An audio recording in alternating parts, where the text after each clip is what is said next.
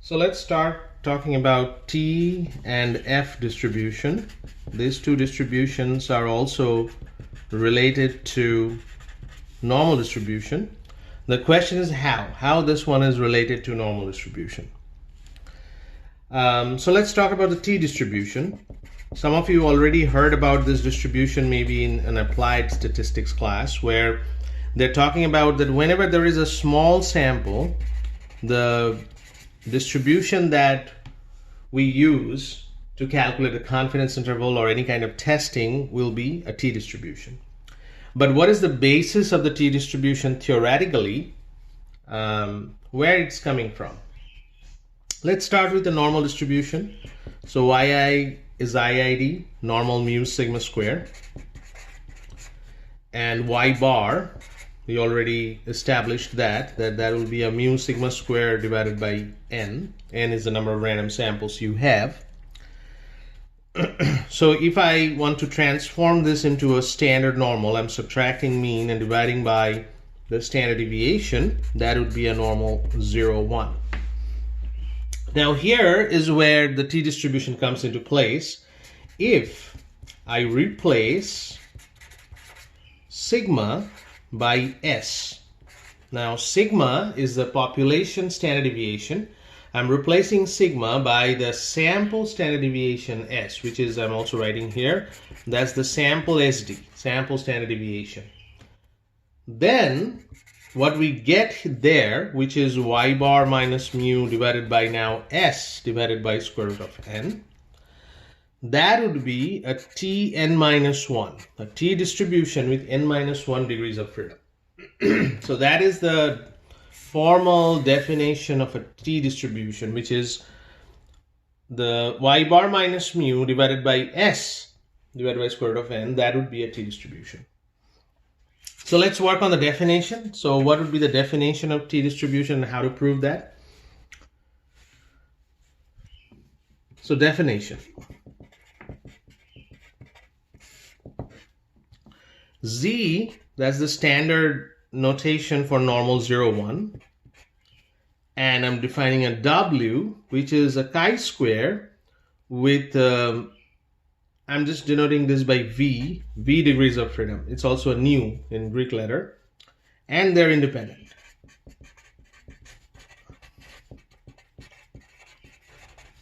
So we have a normal 0, 1, a standard normal, and a chi-square.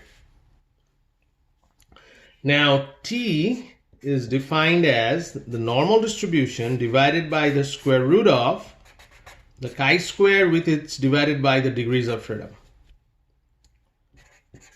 That will follow a T with the V degrees of freedom.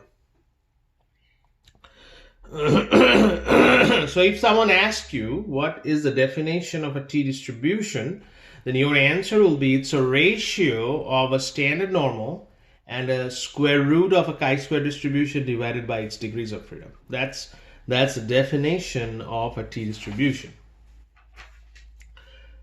So what's the connection then? This is a T distribution. Can I show that this is n minus 1? Can I show that from here? Well, we can, because this Z right here, that I can write square root of n y bar minus mu divided by sigma.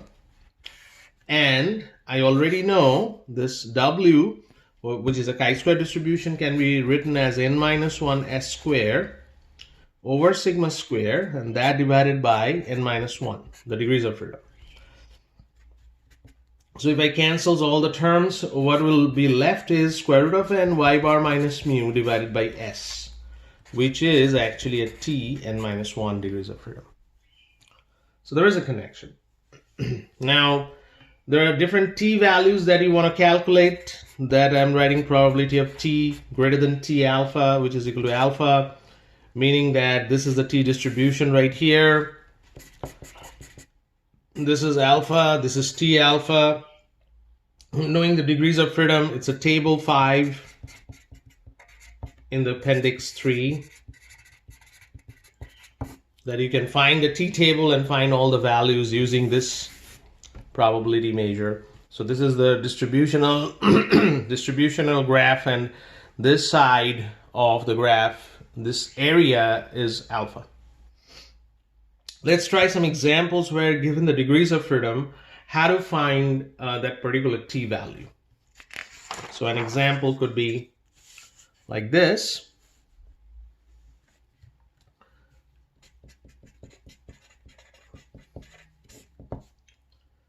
Probability of t greater than 1.323 equal to 0.1.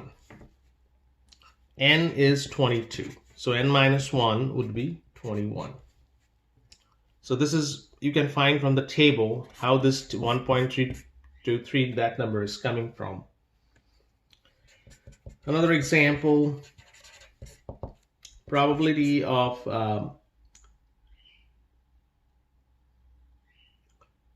minus 2s over square root of n less than equal to y bar minus mu less than equal to 2s divided by square root of n, which is the same thing as saying that probability of minus 2 less than y bar minus mu divided by s divided by square root of n less than equal to 2. So t distribution between minus 2 and 2.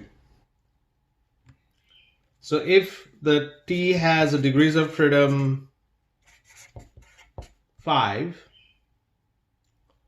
then the upper tail area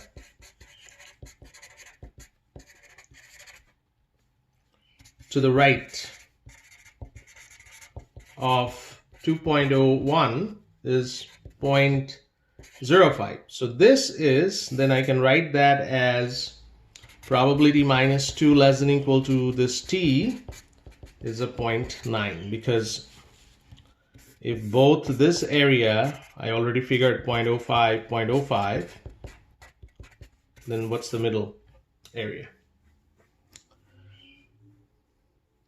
So a couple of questions regarding t distribution I'm going to ask later. Now you have to use the t table in the homework that I'm going to assign today. That will be also part of homework 2. But let's move on to f distribution.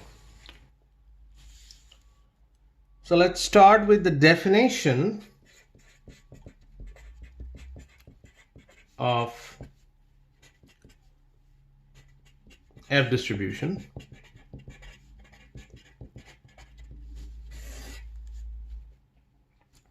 So W1 is a chi-square with V1, and W2 is another chi-square with V2 degrees of freedom, and they're independent.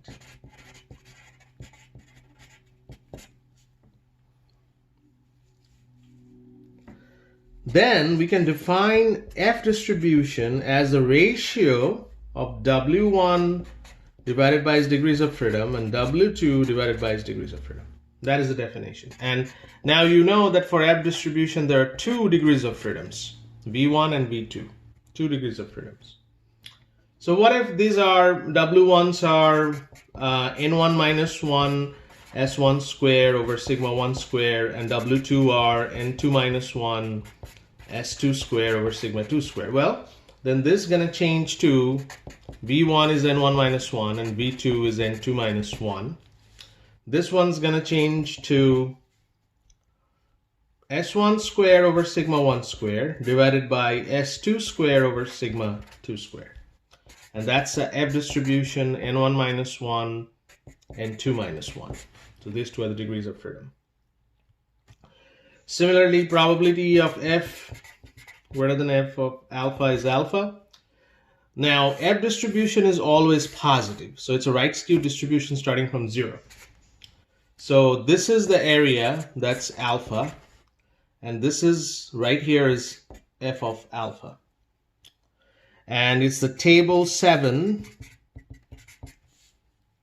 of appendix 3 in your book. That's, what is this, all f distribution related table is there. Let's talk about an example of the f distribution.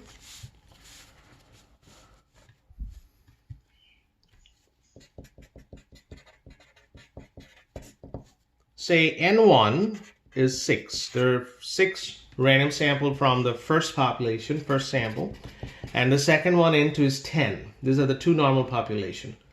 with equal population variances, meaning that sigma 1 square equal to sigma 2 square. If that is the case, then figure out what is B when the area is given as 0.95. So the ratio of two sample variances less than or equal to B is 0.95. Figure out what is B. That's the problem. Well, what is N1 minus 1? That'll be 5. What is N2 minus 1? That'll be 9. So these are the 2 degrees of freedom that we are looking for. And since the both sigma squares are same, then the sigma squares are actually there, but that cancels it out because those are the same sigma square. So probability of S1 square over S2 square less than or equal to B, I can write that as 1 minus probability of S1 square over S2 square greater than B. And that is 0.95, meaning that if this is equal to 0.95, then probability of S1 square over S2 square greater than B is 0.05. I'm just subtracting this one on the other side. And this, I know that's a F distribution with 5 and 9 degrees of freedom. And that area is 0.05. So this is what you are looking for in the table, in table 7, appendix 3. And if you look at the table carefully, then your value of B should be 3.48. Okay, so now the homework problems that I'm gonna add, I'm adding to your existing homework problems in homework 2. 7.13, 7.17, 7.21, 7.37, and 7.38.